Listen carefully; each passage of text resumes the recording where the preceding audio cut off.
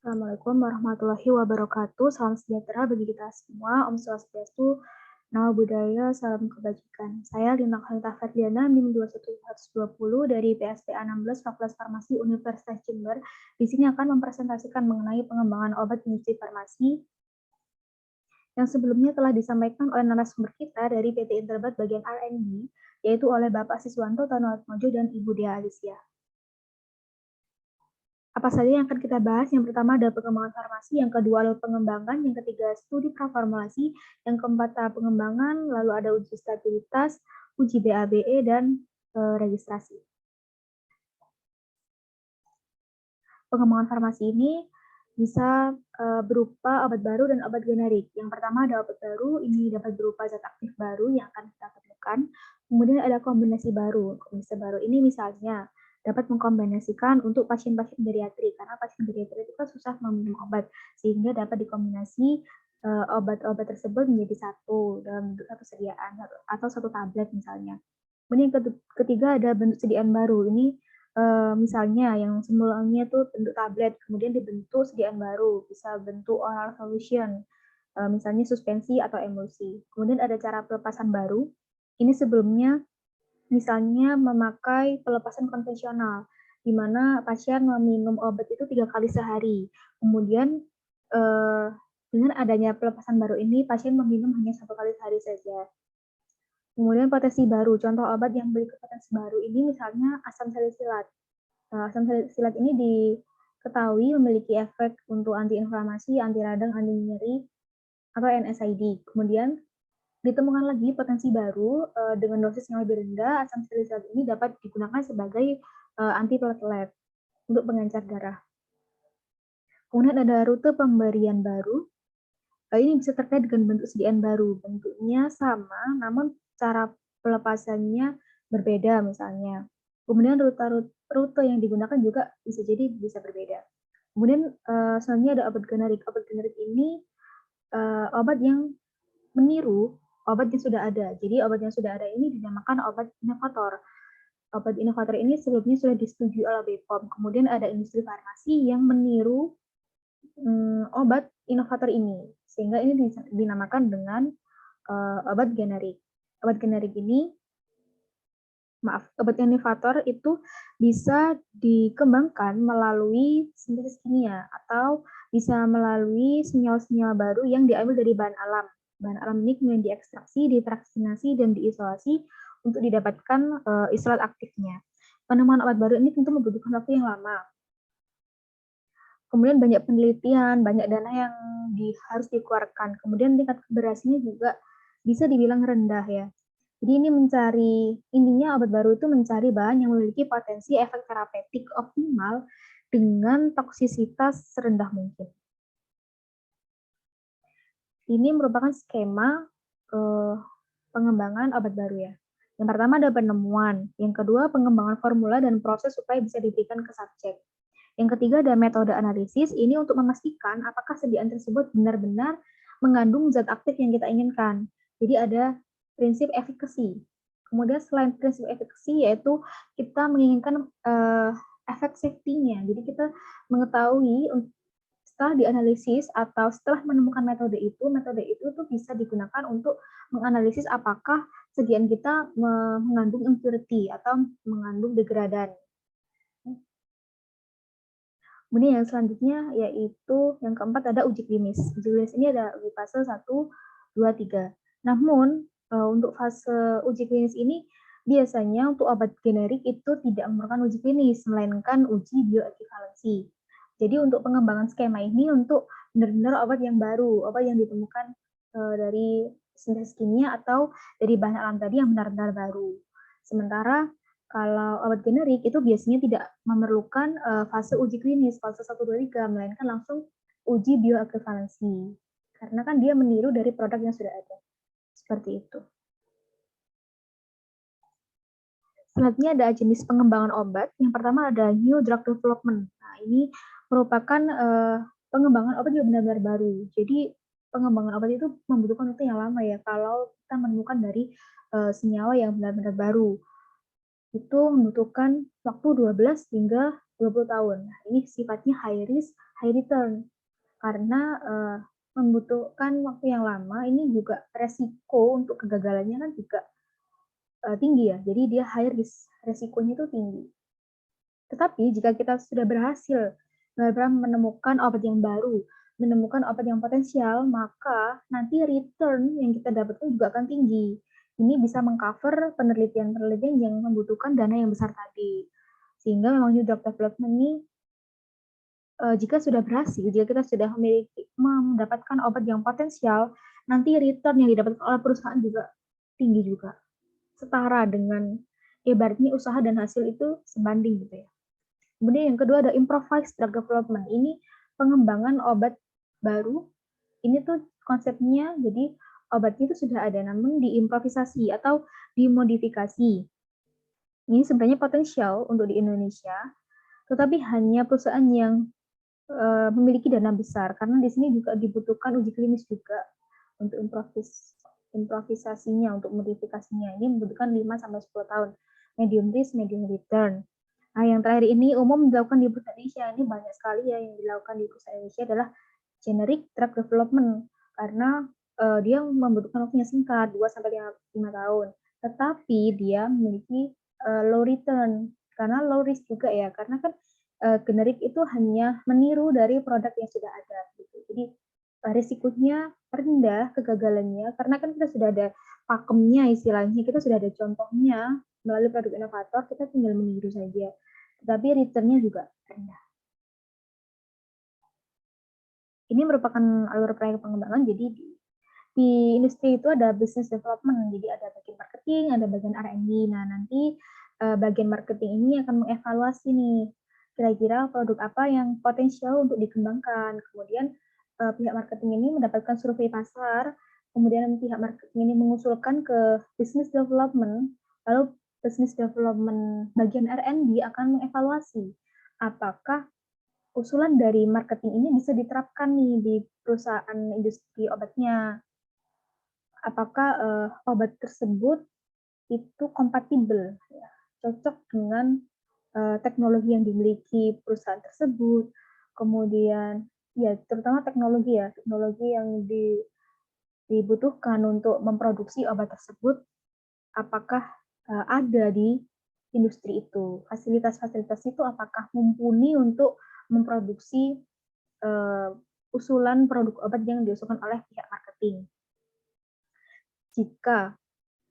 Jika itu kompatibel atau perusahaan memiliki fasilitas yang ada di industri tersebut, maka dilakukan proses tindak lanjut. Namun jika tidak ada, maka bisa di-toll manufacturing. Artinya ketika perusahaan tersebut tidak memiliki teknologi, maka kita bisa menitipkan usul tersebut ibaratnya ke industri lain supaya industri yang memiliki teknologi itu bisa memproduksi. Seperti itu.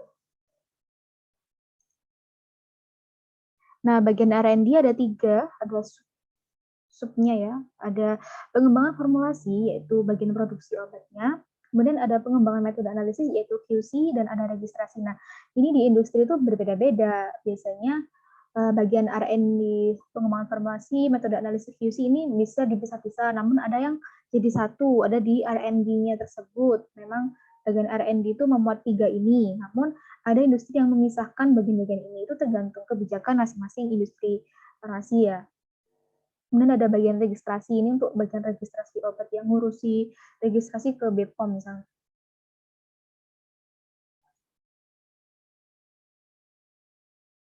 Ini merupakan peningkatan skala ya.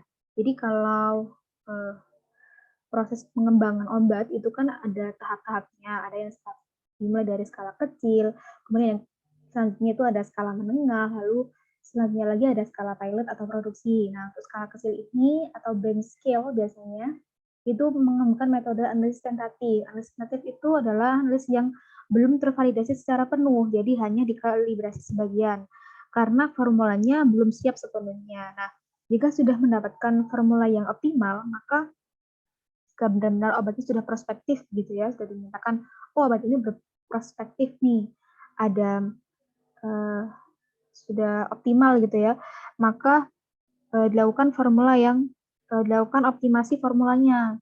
Ketika formula itu sudah jadi, maka dilakukan optimasi. Kemudian setelah dilakukan optimasi, dilakukan peningkatan skala ke skala menengah, intermediate scale. Ini ada uji stabilitas sebagian. Jadi hanya parameter kunci tertentu yang diuji, misalnya kadar, atau bahkan jika bisa dilihat dari organoleptisnya saja, ya kita lakukan organoleptisnya saja. Nah kan biayanya juga dipertimbangkan ya. Kemudian ada validasi metode analisis. Sebelum dilakukan scale up ke produksi, maka analytical development itu akan melakukan validasi metode analisis. Jadi ketika sudah di skala pilot atau produksi, validasi metode analisis itu sudah didapatkan gitu ya, sudah valid untuk metode analisisnya. Kemudian ada validasi pembersihan. Nah, ini kita akan menghitung apakah zat aktif ini adalah marker. Marker ini ditentukan berdasarkan sifat toksisitasnya, sifat mudahnya melarut. Jadi kalau ditentukan sebagai marker, kita harus pastikan proses pembersihan obat itu seperti apa, harus benar terhadap produknya. Jadi supaya produk yang dikembangkan ini bisa dipastikan tidak mengontaminasi produk yang lain. Lalu ada evaluasi bahan kemas. Selanjutnya ada skala pilot produksi. Jadi jika dari skala kecil ke menengah tadi ada 10 formula, maka di produksi ini pasti kebanyakan hanya ada satu formula saja yang akan diproduksi ya. Dilakukan validasi proses. Ini tuh bisa minimal 2 batch kalau untuk obat non konvensional. Kalau untuk obat yang non konvensional atau dengan teknologi yang baru lagi itu bisa 3 batch. Lalu ada transfer teknologi, ada uji waktu tunggu, uji stabilitas, jangka panjang dan dipercepat, kemudian ada uji bioekvivalensi, dan biasanya itu ada di industri ada uji tambahan, seperti uji holding time, yaitu penentuan stabilitas produk antara, misalkan dari tahap granulasi ini dikeringkan, nah itu belum tentu langsung dicetak, jadi di tiap jeda waktunya itu harus dievaluasi, contoh bagaimana penyimpanan produknya, sifat bahannya, berapa lama produk bisa disimpan dalam kondisi kemasan tersebut. Nah, untuk aturan peningkatan skala itu adalah paling besar 10 kali skala sebelumnya. Misalnya, skala kecil itu memproduksi 1000 tablet. Nah, skala menengah paling besar adalah 10.000. Nah, skala berikutnya 100.000. Tapi kalau misalnya skala produksi 50.000, ya tidak apa-apa memakai 50.000. Ini biasanya digunakan untuk skala produksinya yang lebih dari 100.000.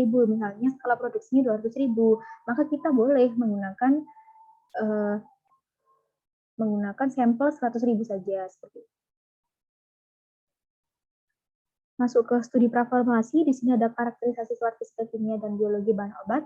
Lalu yang kedua ada studi kompatibilitas obat eksipien. Nah, mengapa perlu dilakukan studi praformulasi? Karena kita harus mengetahui ya, obat ini tuh kita kembangkan tuh kita harus mengetahui obat ini tuh seperti apa sifatnya, sifat fisika kimianya itu bagaimana, kemudian kompatibilitas obat dengan eksipien itu bagaimana, kita harus benar-benar mengetahui. Maka dilakukan studi praformulasi. Sama kalau ingin membangun rumah, kita harus tahu nih berapa semennya, berapa jumlah bahan-bahan yang dibutuhkan materialnya, seperti itu. Sama seperti itu. Tujuannya bisa dilihat di slide saya sebagai berikut. Selanjutnya ada disolusi. Ada sifat fisika. Dari sifat fisika ini yang pertama ada pemerian. Jadi kita lihat pemeriannya, bahan, baunya, bentuknya seperti apa ya. Kemudian ada ukuran, bentuk, luas permukaan partikel. Ini sangat berpengaruh di obat BCS kelas 2 dan 4. Karena obat yang ukurannya partikelnya kecil, luas permukaannya besar, nanti kan kelarutannya lebih mudah seperti itu. Jadi ini sangat berpengaruh ke sifat alir. Jadi kalau ukuran partikelnya kecil kan nanti sifat alir semakin mudah. Sifat alir semakin mudah maka disolusinya akan baik. Nyambung ke nomor 2. Kemudian jika disolusinya baik maka bioavailabilitasnya akan baik. Nyambung ke nomor 3. Untuk keseragaman kandungan. Nah, ini kita juga mempengaruhi ya. Kalau ukurannya besar itu juga mempengaruhi keseragaman kandungan. Contohnya kalau kita analogikan sebagai choco chips ya. Ada cookies yang ada chipsnya kecil-kecil. Nah, jika ukuran chips yang kecil-kecil itu, misalnya ada ukuran yang 10 mg dengan ukuran yang 0,1 mg, otomatis yang 0,1 mg ini akan tersebarnya itu lebih kecil-kecil gitu ya. Kemudian kalau yang besar ya besar. Kemudian kalau misalkan terjadi sesuatu atau ciri degradasi, itu kalau yang kecil, jika dia ada salah satu chips yang tidak stabil gitu, maka kadar dari obat itu tidak terlalu berpengaruh signifikan. Kalau lain halnya kalau kita pakai chips yang besar. chips yang besar kan misalkan ada chips yang rusak, itu kadarnya sudah akan berpengaruh besar gitu ya terhadap kandungan obatnya. Itu juga mempengaruhi stabilitas otomatis mempengaruhi stabilitas obatnya, kemudian ada penampilan warna juga dipengaruhi. Lalu ada polimorfisme. Ini transformasi ya, bisa karena stabilitas, disolusi, bioavailabilitas. Seperti contohnya bentuk amorf itu lebih mudah larut air, namun kurang stabil sehingga menjadi kristal. Karena ada proses dipengaruhi oleh stabilitas bahan tersebut, maka dia bisa menjadi kristal. Ini salah satu sifat fisika juga. Kemudian ada titik lebur. Titik lebur kemurnian bahan. Titik leburnya misalkan 60-70, berarti ini adalah zat aktif B. Seperti itu. Bisa digunakan untuk mengidentifikasi kemurnian bahan. Kemudian ada pemilihan proses. Kita harus hati-hati, misalnya titik leburnya 60-70, maka kita tidak boleh terlalu panas misalnya, tidak boleh terlalu menggunakan proses yang mengalami pemanasan, karena nanti kalau kita menggunakan proses yang ada pemanasannya, otomatis bahan kita akan melebur. Kemudian ada eutectic. Eutectic itu dua bahan yang digabungkan bisa mencair tanpa ada cairan, tanpa ada pelarut. Itu juga dipengaruhi oleh titik lebur juga. Selanjutnya adalah kelarutan. Kemudian kelarutan ini itu bisa menentukan bentuk sediaan cairan granulasi dan disolusi. Ini kelarutan itu misalkan bahan itu kurang larut, maka bisa dibentuk suspensi misalnya. Jadi bisa menentukan bentuk sediaannya itu yang baik itu enaknya dibuat apa nih? Dibuat tablet, dibuat suspensi atau emulsi. Bisa dilihat dari kelarutannya. Kemudian ada higroskopisitas. Higroskopisitas ini terkait dengan lingkungan. Jadi kalau bahan itu bersifat higroskopis, maka dia akan menarik uap air di kondisi RH lingkungan. Jadi kalau higroskopis itu obat tersebut akan menarik uap air di kondisi RH lingkungan, kondisi kelembapan relatif di lingkungan. Lalu efloresan itu tidak hanya menarik air, tapi pada lingkungan tertentu dia akan melepas airnya juga. Kemudian ada deliquescence. Deliquescence itu dia akan larut dalam awak air yang ditariknya sehingga dia membentuk cairan. Contohnya magnesium chloride. Magnesium chloride ini sulit dibuat solid, jadi magnesium chloride ini kebanyakan akan dibuat bentuk liquid. Kemudian ada densitas. Densitas ini berhubungan dengan sifat alir dan load mesin. Sifat kimia yang pertama ada struktur dan gugus fungsi. Ini dapat memprediksi sifat kelarutan, permeabilitasnya juga bisa diprediksi. Jadi kita bisa lihat nih dari gugus fungsinya ini apakah dia non-polar atau polar sehingga bisa mempengaruhi kelarutan dan permeabilitasnya. Kemudian yang kedua ada konstanta ionisasi. Ini merupakan kemampuan senyawa untuk membentuk kondisi terionkan. Nah, kalau senyawa tersebut memiliki pKa 5, kemudian dia di pH 5, maka dia akan terionisasi 50-50. Seperti itu misalnya. Kemudian penentuan sifat asam dan basa berdasarkan pKa itu keliru karena tidak semua bahan obat yang memiliki pKa tinggi itu bersifat basa misalnya. Atau bahan yang memiliki pKa rendah itu bisa bersifat asam, tidak bisa seperti itu. Penentuan asam dan basa suatu senyawa itu bisa dilakukan dengan melihat gugus fungsinya, jadi bukan dilihat dari pKa-nya. Gitu. Selanjutnya ada koefisien partisi. Ini tuh koefisien partisi itu digunakan untuk memprediksi absorpsi obat. Jadi obat yang mudah diabsorpsi itu obat yang dalam kondisi tak terionkan. Seperti itu ya. Contohnya jika di fase diam HPLC itu kan sifatnya nonpolar ya fase diamnya, maka dia akan tertahan bahan-bahan yang bersifat nonpolar dia akan tertahan di fase diamnya. Sementara bahan-bahan yang bersifat polar dia akan keluar lebih dahulu. Jadi koefisien partisi bisa dilihat menggunakan HPLC. Kemudian selanjutnya ada isomer. Nah, isomer ini bisa berbeda dari segi farmakokinetik, farmakologi, toksikologi. Jadi kalau ada perbedaan enantiomer, cis, trans itu bisa berbeda nanti obatnya dari segi farmakokinetik, farmakologi, toksikologinya juga akan beda. Jadi beda sedikit sudah beda. Kemudian ada stabilitas fase padat dan dalam larutan. Misalnya, kloramfenikol ini dipakai suhu rendah untuk meredam kecepatan degradasinya. Karena Kalau chemical itu biasanya digunakan di tetes mata ya. Jadi pada suhu 5 misalnya chemical ini relatif stabil. Jadi stabilitas fase padatnya itu bagaimana di dalam rautan. Selanjutnya ini ada yang terskip. Sebelum pengotor dan senyawa sejenis ada fotolisis cahaya. Jadi ada bahan-bahan yang bisa menarik atau bersifat fotolisis. Jadi di kondisi lingkungan tertentu biasanya kan ada cahaya. Nah, ada bahan-bahan yang bersifat fotolisis seperti itu. Kemudian ada interaksi eksipien. Jadi misalkan ada obat yang memiliki gugus amin primer. Ini dapat bereaksi melihat dengan gula sehingga menyebabkan perubahan warna menjadi coklat. Sama kalau kita memanggang roti, itu kan pasti ada coklat-coklatnya. Nah, itu ada interaksi gugus amin primer dengan gula yang dipakai di adonan rotinya. Kemudian ada pengotor dan senyawa sejenis. Senyawa pengotor ini juga bisa dari berbagai sumber. Kemudian ada sifat biologi. Sifat biologi ini klasifikasi biofarmasika BCS dan keamanan terhadap operator. Nah, klasifikasi BCS ini dikelompokkan berdasarkan kelarutan dalam air dan permeabilitas. Kelarutan tinggi berdasarkan BCS itu seperti apa? Kelarutan tinggi berdasarkan BCS itu ditentukan berdasarkan dosis tertinggi obatnya. Misalkan obat tersebut memiliki dosis 200, 400, 800, maka dosis tertinggi 800 itu digunakan untuk menentukan apakah obat tersebut mudah larut dalam air atau tidak. Kemudian media air pH 1,2 hingga 6,8. Jadi dosis tertinggi 800 mg tadi dilihat nih, dia lebih mudah terlarut di pH 1,2 atau hingga 6,8 ini dilihat dia lebih mudah larut di mana. Kemudian untuk volumenya itu kurang dari 260 ml. Jadi ini volume air ya yang diberikan pada uji bioekvivalensi. Kemudian permeabilitas tinggi berdasarkan BCS seperti apa? Jadi permeabilitas tinggi berdasarkan BCS itu jumlah terserap dalam saluran cerna mencapai lebih dari sama dengan 85% dari obat yang diberikan, bisa dibandingkan dengan bioavailabilitas absolut. Kemudian ada keamanan terhadap operator.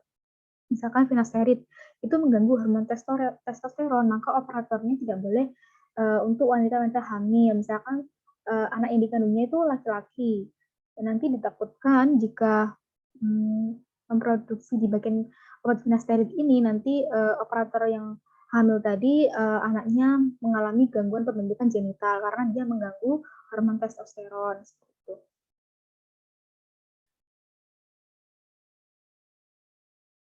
Sebenarnya ini tahap pengembangan. Tahap pengembangan itu bisa pengembangan formula, bisa pengembangan metode. Nah, pengembangan formula itu bisa dilihat dari eksipiennya ya.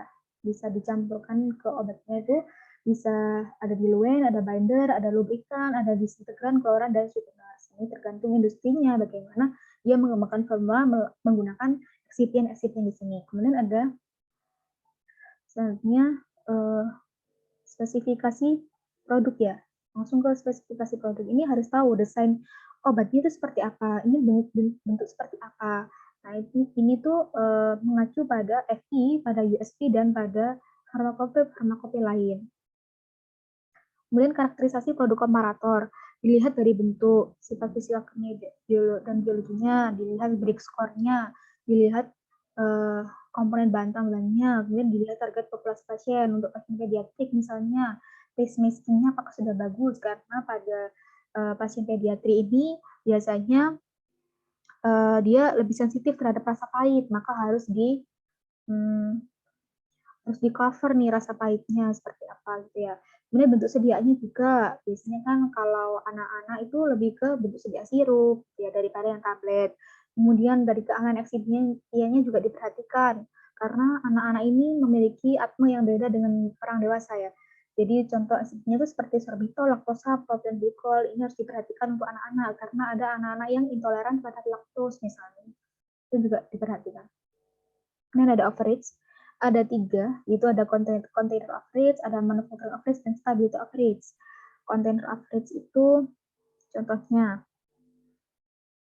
misalkan di dalam botol itu 60, malah 60 ml, kemudian dikasihkan pasien harus 60 ml, jadi di tahap produksinya harus ditambahi 2 ml, sehingga misalkan sirup ya 62 ml harus produksinya harus 62 karena nanti takutnya ada cairan yang tertinggal 2 ml di botol tersebut, maka ditambahi itu 62 ml sehingga pasien mendapatkan isi 60 ml sesuai dengan botol atau sesuai dengan label yang diletakkan di produk tersebut.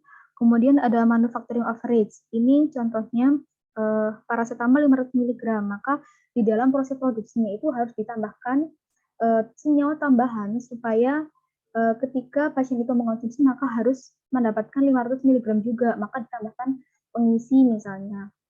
Kemudian ada stability average, ini dilakukan di produk suplemen, jarang ditambahkan di obat ya. Misalkan rentang suplemen itu kan sangat lebar, 90 hingga 250, jadi bobot timbang ditambah karena vitamin banyak yang tidak stabil. Jadi kalau selama proses itu turun, masih di rentang aman. Tujuannya untuk kompensasi stabilitas.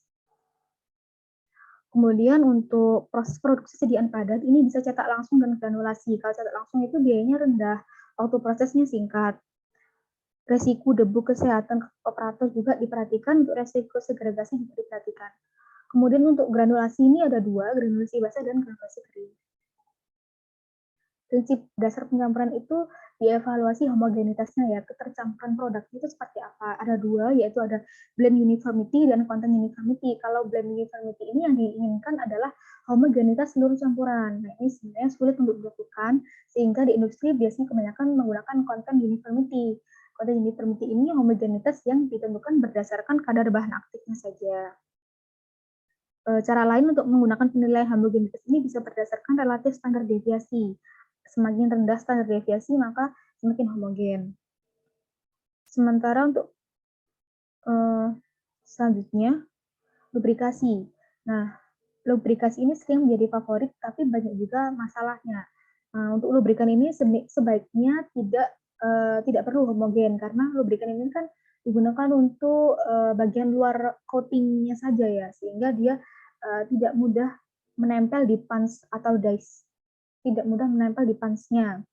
Jadi dia tidak memerlukan homogenitas. Ini juga perlu diperhatikan. Selanjutnya yaitu pengembangan metode analisis. Acuan metodenya dapat menggunakan monografi farmakope atau dari pustaka lain. Tapi kalau di solusi ini biasanya memakai FDA, pedoman bioequivalensi, presentasi yang terlarut terhadap bobot dinyatakan sebagai Q. Presentasi bobot bahan aktif terlarut terhadap bobot tabel umumnya dalam rentang 75 hingga 80%. Nah, untuk di solusi ini ada dua kriteria penerimaan, ada kriteria penerimaan IR dan kriteria penerimaan pool. Kalau kriteria penerimaan IR, ini jika salah satu unitnya tidak memenuhi syarat, maka dilanjut mengambil 6 tablet lagi. Sementara kalau kriteria penerimaan pool ini menggunakan rata-rata jumlah yang terlarut. Jadi kalau kriteria penerimaan IR ini tiap unitnya harus memenuhi syarat. Kalau kriteria penerimaan pool itu jumlah rata-rata yang terlarut. Itu harus memenuhi syarat. Ini ada transfer metode, ada comparative testing, co-validation, revalidation, dan transfer waiver. Untuk comparative testing ini paling umum dilakukan karena metodenya telah tervalidasi.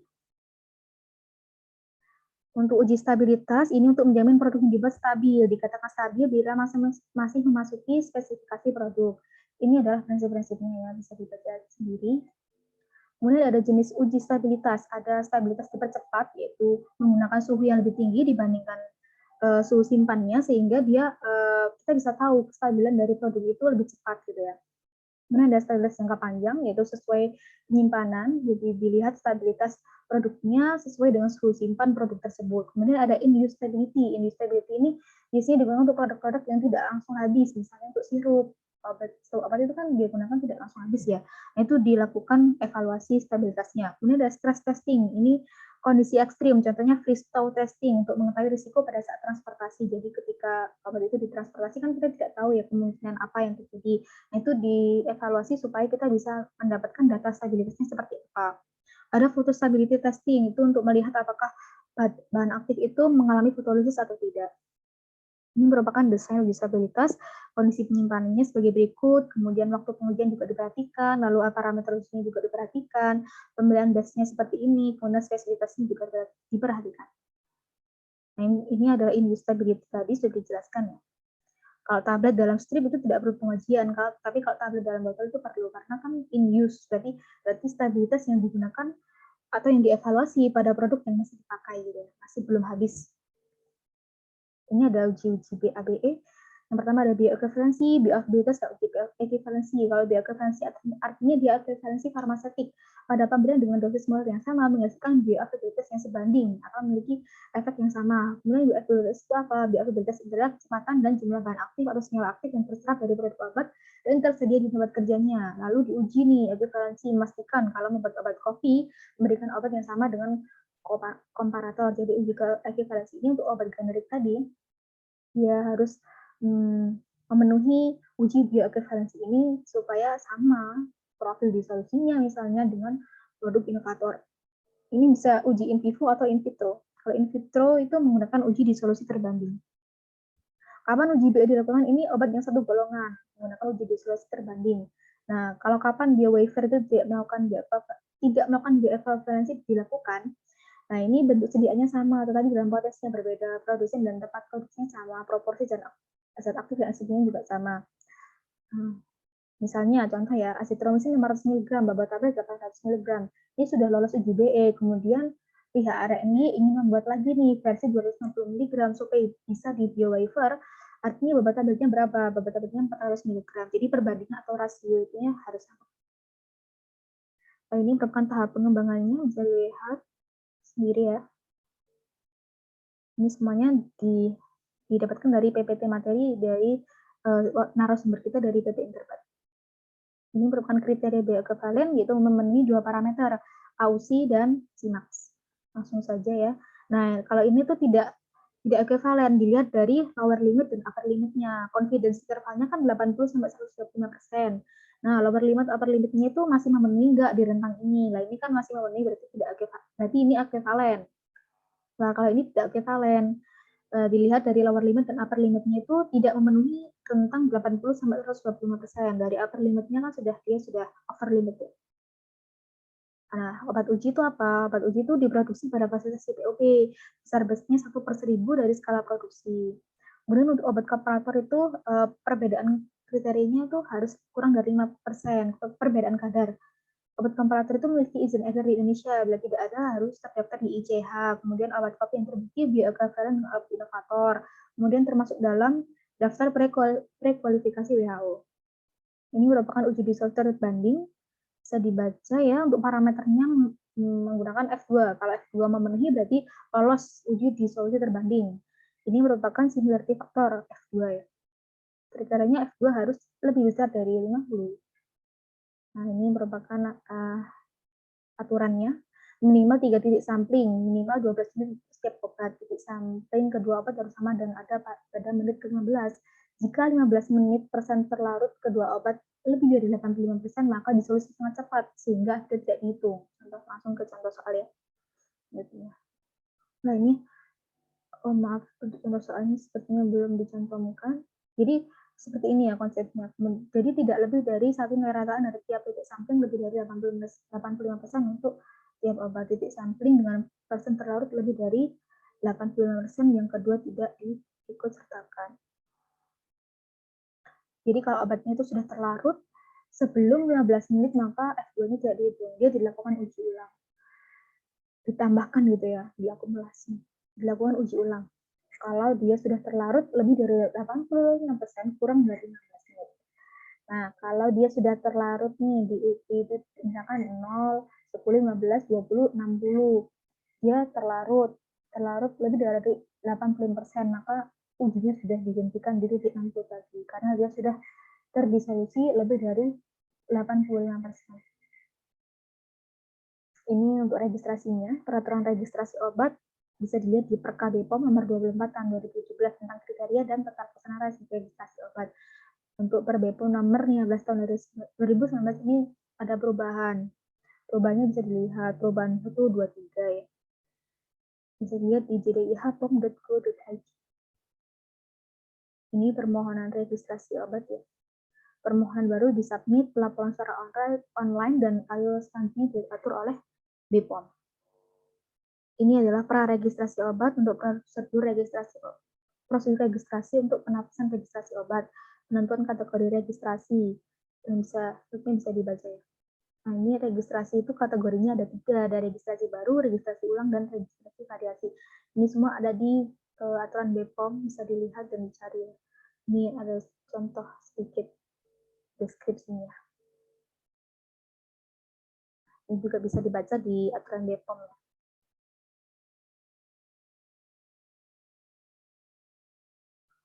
Sekian presentasi dari saya. Saya mohon maaf apabila masih terdapat banyak kekurangan. Terima kasih atas waktunya. Semoga ini dapat bermanfaat dan menambah ilmu serta wawasan kita. Assalamualaikum warahmatullahi wabarakatuh.